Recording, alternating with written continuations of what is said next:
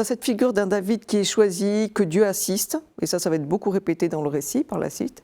Dieu l'assiste, et en même temps, on pressent dès le commencement qu'il est astucieux, il est habile, il est un bon stratège, non ? Oui, d'ailleurs, le chapitre 17e est très intéressant, c'est l'histoire de David et Goliath. Quand on regarde le chapitre de très près, on s'aperçoit qu'il y a plusieurs visages de David dans ce chapitre. Oui.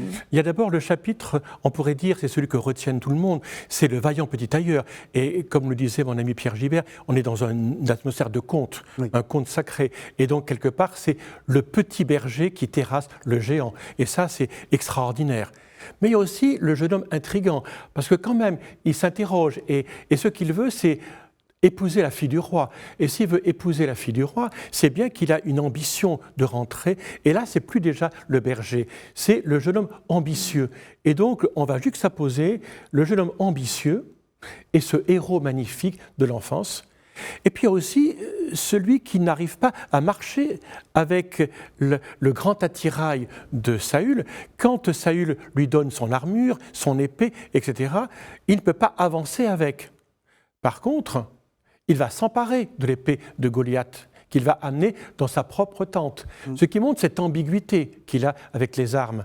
Il ne veut pas prendre les armes de Saül, mais il prend l'arme du Philistin.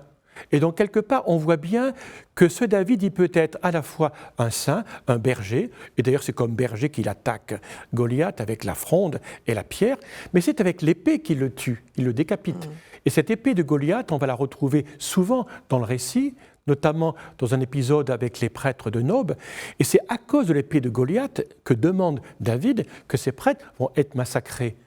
On voit bien qu'on n'est pas dupe, finalement.